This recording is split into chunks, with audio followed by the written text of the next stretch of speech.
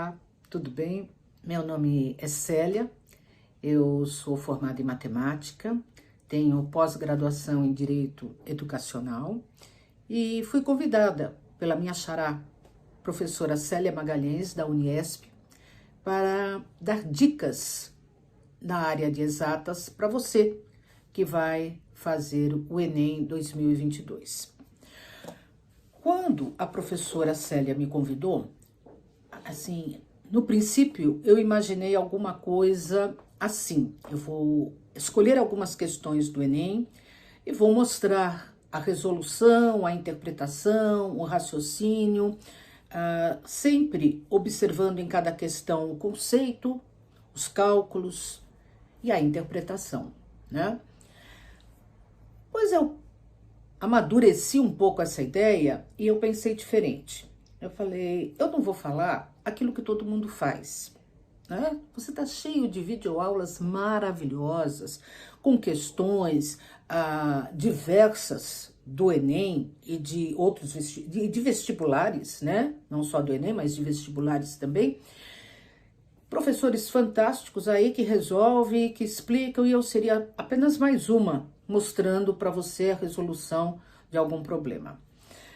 Uma situação, problema, que é o que mais costuma cair no Enem. Então eu pensei assim, eu vou tentar fazer diferente. Eu vou tentar generalizar e ajudar você a montar um plano de estudo. Como estudar matemática? Como estudar física? Não é? Isso vale também para química. Como estudar as matérias de exatas? Então eu costumava a falar muito para os meus alunos quando eu estava dando aula no ensino médio, que você tem que usar, primeiro, a tecnologia a seu favor. Hoje você tem todos os assuntos, né? Bem esboçados, bem explicados na internet. Como eu já disse, excelentes professores, excelentes plataformas. Não adianta você ficar focado num só exercício, porque é evidente que aquele exercício que você está estudando, ele não vai cair exatamente igual no Enem, na sua prova. Ele vai ser diferente. Então, o que você tem que estudar? É a estrutura, tá? A estrutura da prova do Enem. Que estrutura é essa? Primeiro, o Enem, ele foca em situações problema. Então, são coisas do cotidiano, coisas do dia a dia que a gente ouve, né? Nós estamos aí num ano de política, um ano de Copa do Mundo, acredito eu que devam ter questões da área de exatas focadas, né, nesses assuntos. Guerra na União Soviética, e não tem mais isso, né? Mas esse assunto é da área de humanas. Não, o assunto ele pode ser de qualquer disciplina e de repente ele ter uma questão matemática, uma questão da física, da área da física, uma questão da área da química. Então a primeira coisa é você estar bem informado de tudo o que está acontecendo. Então, atualidade, tá? Isso é muito importante para você não pegar um tema aí de surpresa. Particularmente na área de exatas, o que eu sugiro? Cálculo. Você tem que saber cálculo. Ainda não é permitido. Eu acredito que daqui a um tempo, né, seja permitido o uso da calculadora nas provas, porque ninguém no mercado de trabalho vai ser cobrado se sabe a tabuada ou não. Mas você, para fazer o Enem, você tem que saber fazer cálculo. Então, se você tem dificuldade, a maioria das pessoas tem muita dificuldade na tabuada, faça. No momento que você receber a sua prova, vai lá no seu rascunho e escreva a tabuada que você tem mais dificuldade para você consultar na hora que você for fazer um cálculo. Então, normalmente os alunos têm muita dificuldade na tabuada, do 6 até o 8. A do 9 eles acham mais fácil. Então, faz a tabuada do 6 até o 8, ou se você achar melhor, faça todas as tabuadas. Fez a tabuada, você já resolveu um problema na área do cálculo. É importante também você treinar, isso é treino, treinar as operações com os números decimais. Isso também nas 3 disciplinas de exatas, né? Química, física e matemática. Muitos cálculos com decimais. Então, treine. Como treinar, né? Aí você tem que fazer o exercício, faça depois com a calculadora para verificar. Se você não quiser fazer o exercício, inventa uma expressãozinha, né? 0,5 vezes 0,05 menos 0,2. Escreve e resolve isso. Você está treinando, tá? O seu cérebro está se preparando para um cálculo. Depois que você fez isso, você faça com a calculadora para verificar se você acertou ou não. Eu não estou dizendo de expressão numérica, onde tem aquela regra, né? Primeiro faça a multiplicação e divisão, depois a adição e subtração. Não estou falando nada disso. Estou falando de você colocar numa ordem, né? 0,5 vezes, tal, inventa e segue aquela ordem e tenta fazer o cálculo e vê se você acerta. Confere com a calculadora. Também tem vários sites, várias plataformas, né, com resoluções de exercícios com decimais. É muito importante isso, tá? São para as 3 disciplinas que eu tô te falando. Pega o conceito, né, e pensa assim. Por exemplo, o que cai muito no Enem de matemática? Então, função de primeiro e segundo grau, cai bastante. Por exemplo, eu quero estudar função de primeiro e segundo grau hoje, né? Primeiro, eu tenho que saber o que é uma função de primeiro e segundo grau. Você vai fazer o quê? Usa a tecnologia a seu favor. Vai lá, procura qual a diferença da função de primeiro e de segundo grau. Você tem uma série, uma lista de sites para te explicar isso. O importante não é eu fazer para você. O importante é eu te dar as ferramentas para você fazer. Então, você vai lá e procura. O que é a função? Você já estudou, você já viu isso na sua vida. Então, você vai lá, vai relembrar a função de primeiro grau, você vai ver a função de segundo grau, você vai ver a diferença. Se você tiver dificuldade, procura um professor que seja simpático para você, que você tenha empatia e assista algumas videoaulas deles. Tem muita coisa de graça aí na internet. Aí você lembrou da função de primeiro e segundo grau, né? Aí que você vai ver o quê? Ela não vai cair como você aprendeu lá no ensino médio. Resolva a função. Ela vai cair numa situação problema. Então, você vai ter lá uma situação e você vai ver que é uma função de primeiro ou de segundo grau. O que você precisa para resolver a função de primeiro e segundo grau? É como se você estivesse dando aula para você mesmo. O que eu preciso para resolver uma função de primeiro grau? O que eu tenho que saber? E aí você vai ver, né? O que ela representa graficamente? Ela representa uma reta? Ela representa uma curva? Ela representa uma parábola? A função do primeiro grau representa o quê? E você vai começar a anotar isso daí. A função do primeiro grau, né? Ela representa uma reta. Como pode ser essa reta? Essa reta pode ser crescente, decrescente? Então, olha, eu estou conversando com você num bate-papo e estou te dando as dicas sem usar lousa, sem usar absolutamente nada. Eu estou te mostrando o caminho, tá? Um caminho. A mesma coisa na função de segundo grau, em todos os conceitos de física, de química. O que pode ser estudado em eletricidade? Então, potência, corrente elétrica. Quais são as unidades, né, de potência? Qual é a unidade da potência? Qual é a unidade da corrente elétrica? E vai colocando isso daí. Está estudando mecânica? Qual é a unidade de velocidade? Qual é a unidade de gravidade, de aceleração? É muito importante. Agora você vai entender por que o seu professor lá do ensino médio, ele pegava no seu pé para você sempre colocar as unidades. Você ia lá e colocava, né? 13 dá igual a 13. Mas 13 o que ele falava? 13 metros por segundo? 13 metros por segundo ao quadrado? 13 newtons? 13 o quê? Né? Então, aí você vai entender porque a partir dessa unidade, você vai saber se você está falando de massa, se você está falando de corrente elétrica, se você está falando de temperatura, do que você está falando. Então, é muito importante na hora de você ler um exercício, você interpretar essas unidades, elas te ajudam muito. Coloquei aqui, né, algumas outras dicas. O que você pode para você estudar e seguir essas dicas aí que eu tô passando para você, o plano de estudo.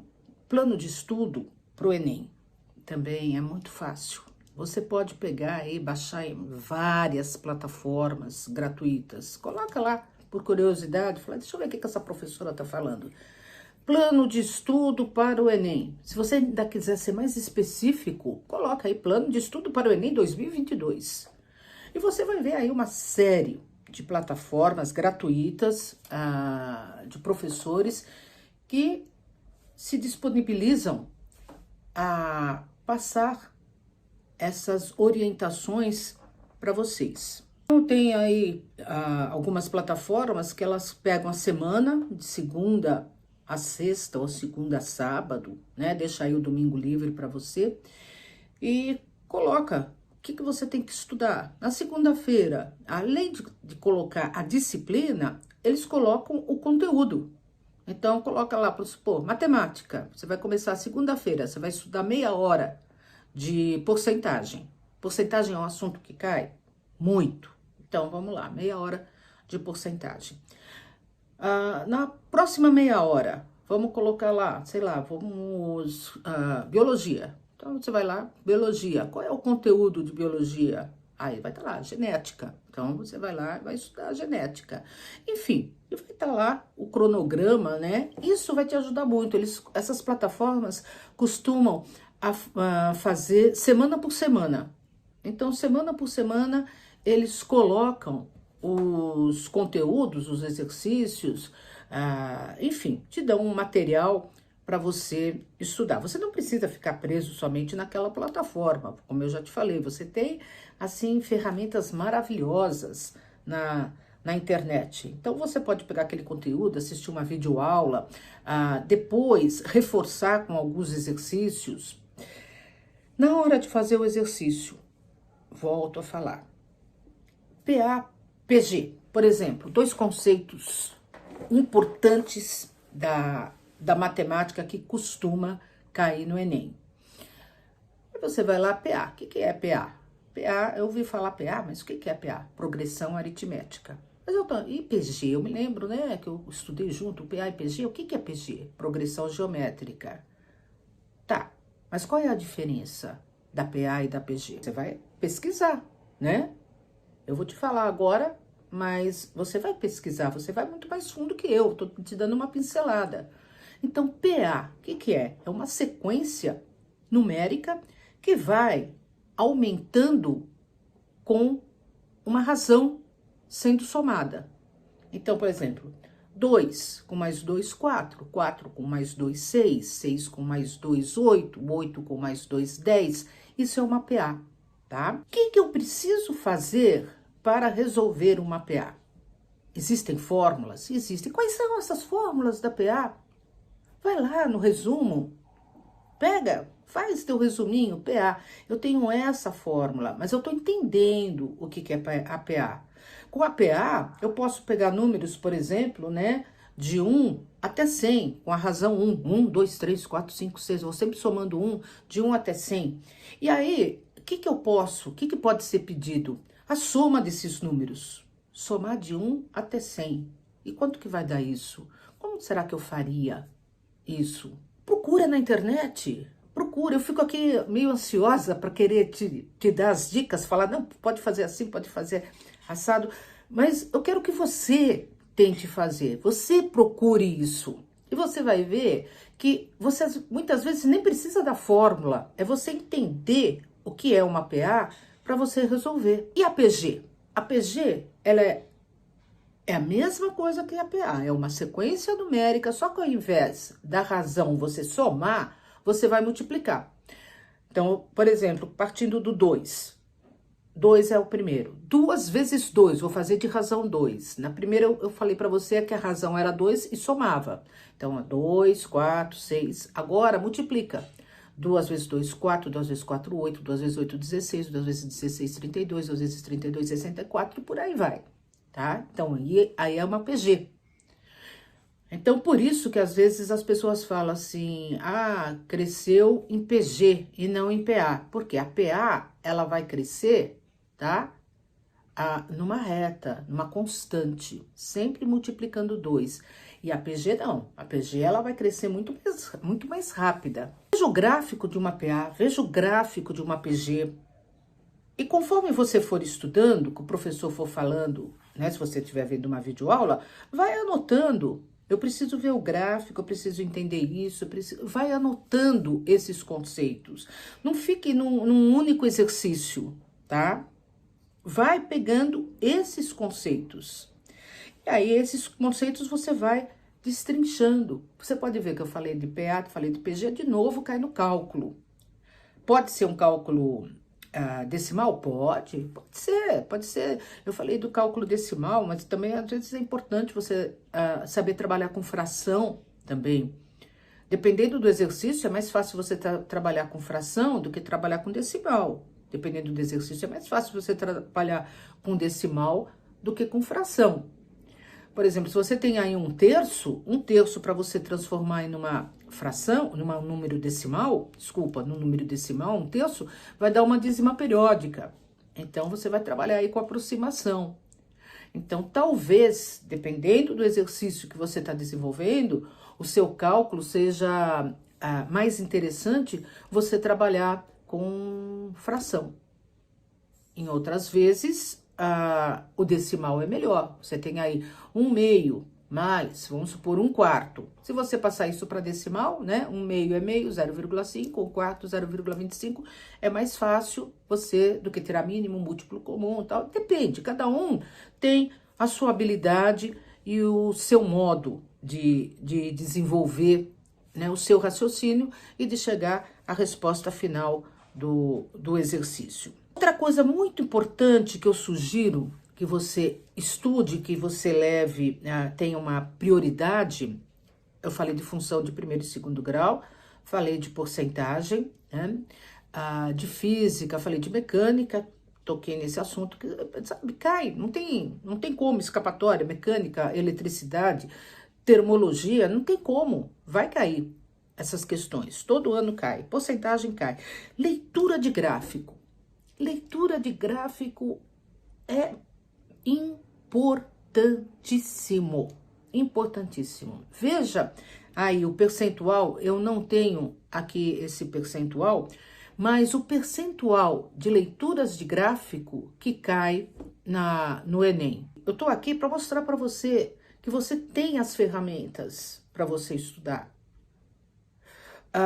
Você aprende na escola, você aprende estudando em grupo? Sim, aprende, lógico.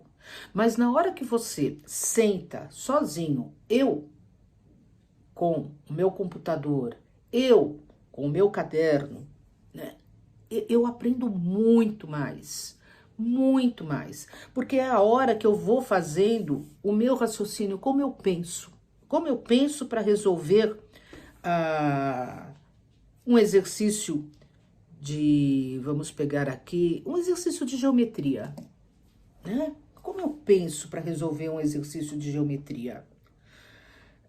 O exercício está se referindo ao quê? A área, a perímetro. Isso também é muito importante. São conceitos importantíssimos que caem no Enem. Área, perímetro, volume. São coisas que você vem estudando lá desde da pré-escola. Você aprendeu o que era um quadrado, você aprendeu mais adiante, já no Fundamental 2, você aprendeu a calcular a área do quadrado, e aí você foi aprendendo, foi para um cubo, do cubo às vezes para um paralelepípedo, e foi indo para outras, e aí você vai vendo a evolução daquilo, tá? Então, se você tem dificuldade em começar por um prisma, né? Conteúdo do ensino médio. Ah, mas eu tenho uma dificuldade muito grande de ver um cone, os prismas de um modo geral. O que você faz? Volta lá, né? Como que isso começou? Ninguém jogou um prisma para você e começou a falar, olha, veja a base, a altura. Ninguém falou, começou do nada. Você foi lá, você viu, né? Um prisma de base, o quê? Base quadrada, base retangular. Então você foi aprendendo aquilo. Eu sempre digo que, principalmente a matemática, ela é considerada uma disciplina difícil por causa da quantidade de informações que você já armazenou. Você já tem isso. Porque desde lá da sua pré-escola, ou do primeiro ano do ensino fundamental, você já começou a aprender a matemática. E diferente de outras disciplinas, você nunca deixou de usar aquilo que você aprendeu. Né? Vou te dar um exemplo rápido. Por exemplo, ciências. Então, teve um ano lá que você estudou botânica. Você foi lá, pegou folhinhas, flores, você estudou tudo de botânica. No ano seguinte, mudou, foi o corpo humano. Então, se você não tem talento, digamos assim, para a área de botânica, talvez você tenha talento para estudar o corpo humano. E você se saiu bem, falou assim, agora eu tô gostando muito de ciências, porque eu estava estudando botânica e agora eu tô estudando o corpo humano, ou vice-versa, tá? Na matemática, não. Você aprendeu os números, né? Como que se escrevia os símbolos, o número 1, o número 2, e daí foi. E você usa isso até hoje. Você aprendeu a adição, a subtração, a multiplicação, a divisão, a potenciação. Você usa isso até hoje. Então, tudo que você foi aprendendo, os monômios, os polinômios, enfim, tudo que você foi aprendendo foi ficando cada vez mais, eu não vou dizer complexo, para não te assustar. Eu vou dizer assim, mais profundo, né? Você foi se aprofundando naquele assunto. E daí ele vai ficando, né? Ele precisa de muito conhecimento, muita coisa, resgatar muita coisa que você já aprendeu. Quando eu falei da tabuada logo no início, a tabuada eu também. Você aprendeu lá no ensino fundamental 1. E olha só, você está usando até hoje. E por incrível que pareça, né? O aluno, depois de 9 anos, né, de fundamental, mais 3 anos de ensino médio, o aluno ainda tem dúvidas. Por quê? E de uns anos para cá, essas dúvidas, né, dos 10 anos para cá, 15 anos para cá, essas dúvidas aumentaram muito. Por quê? Por causa da tecnologia. O aluno vai fazer uma tarefa de casa, ele usa a calculadora. Na escola, às vezes, ele está lá com a calculadora escondida, resolvendo os exercícios. Então, ele acaba usando muito a tecnologia e acaba perdendo essa habilidade com os cálculos. Então, outra dica, tá estudando? Deixa a calculadora de lado. Aí você fala assim, não, mas é que eu estou estudando agora a termologia. Eu estou vendo agora uns exercícios de física e eu estou usando aqui a calculadora. Não usa. Vai fazendo os exercícios. Mas eu demoro muito. Não faz mal, você vai demorar também quando você for fazer o Enem. Você também vai demorar, porque você não está criando essa habilidade. Você não está desenvolvendo, não criando, você não está desenvolvendo essa habilidade. Então, para você desenvolver essa habilidade, você tem que fazer. Então, cálculo é importante, é extremamente importante. Vai fazendo, veja o que você está errando no cálculo. Não tem como falar de física, matemática, principalmente, se você falar de cálculo. Não tem. Todos os exercícios exigem cálculo, com exceção, aqui que eu tô vendo, né, das interpretações de gráfico, que é um número grande de questões que caem também nos Enems sobre interpretação de gráfico, e esse é importante, você pegar um exercício, vários exercícios que foram caindo no decorrer do Enem, e assistir a resolução. Tenta resolver o exercício primeiro, né? Não é chutar. Ah, deixa eu ver, acho que é a alternativa B. Não, não é isso. Pensa, leia, interprete, tente resolver e ver qual que é a alternativa certa. Depois, entra na internet, procura um link, procura uma videoaula que tenha a explicação, alguém que, como eu já disse, que você tenha empatia, porque se você pegar uma aula de um professor, de uma professora que você não goste, então fica cansativo. Aí você não entende, acaba muitas vezes o professor pula alguma passagem e você acaba não entendendo. Então procura um professor que tenha um perfil que você admire, que você goste. Fala, não, aqui eu tô gostando do modo como esse professor conversa, do modo como esse professor explica, a didática dele tá sendo boa para mim. E aí você vai e veja a resolução que esse professor dá para essa leitura de gráfico. É muito importante a interpretação, isso é fundamental. A maioria das questões do Enem de gráfico nem tem cálculo. Algumas têm, mas não são todas. E você consegue resolver, né, só na interpretação, lendo o texto e analisando o gráfico. Eu acho que isso é o principal que eu tenho para falar para você.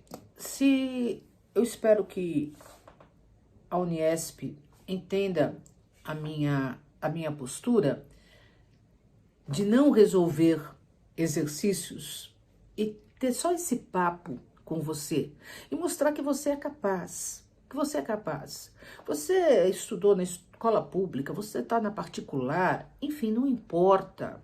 O que vai fazer a diferença é a sua dedicação. É a sua dedicação, o seu comprometimento, tá? O seu foco com o Enem. É isso que vai fazer a sua diferença, que vai fazer a diferença. É isso. Existe, assim, uma coisa que eu quero passar para vocês bem rapidinho antes de encerrar. Existe, todo mundo conhece os Minions, né? Todo mundo conhece os Minions. Eu poderia dizer que todo mundo que termina o ensino médio é um Minion. Por quê? Porque os Minions são todos iguais, né? Diferencia de um óculos aqui com um monóculo, né? Que tem um olho só, 2 olhos, mas basicamente todos vestidos iguais, todos iguais. Por que eu estou dizendo que quem termina o ensino médio é um Minion? Porque supõe-se que todo mundo que está terminando o ensino médio está terminando com a mesma bagagem cultural. Todo mundo estudou a mesma coisa, supõe-se, né? Então são todos uns mínimos. Então se eu falar para você de função de primeiro grau, espera-se que todos os alunos saibam a função de primeiro grau. Então a gente diz que isso daqui é uma base. Então todos os alunos estão aqui. Você vai fazer o quê? Você vai fazer o diferencial. O que você vai fazer? Se todo mundo está aqui, eu posso fazer alguma coisa a mais. Todo mundo sabe função do primeiro grau até aqui, mas eu vou me aprofundar um pouquinho mais.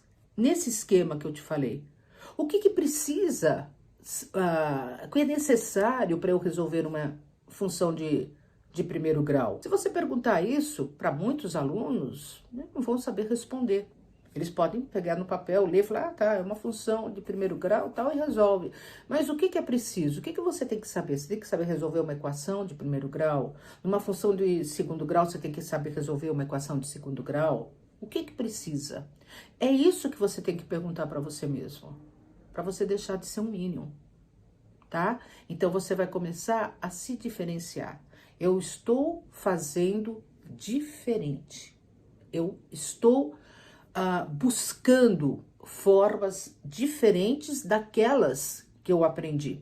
Eu estou vendo um exercício, eu estou destrinchando o meu exercício de uma maneira diferente, que vai me ajudar não só para o Enem, como para a vida. Porque depois do Enem, você vai ter muitas outras coisas aí para fazer. Na faculdade, em muitas disciplinas e no mercado de trabalho. Então busque, se eu posso te ajudar em alguma coisa, se eu posso colaborar para que você lembre de mim mais tarde com esses meus ensinamentos é isso, tá? Foco.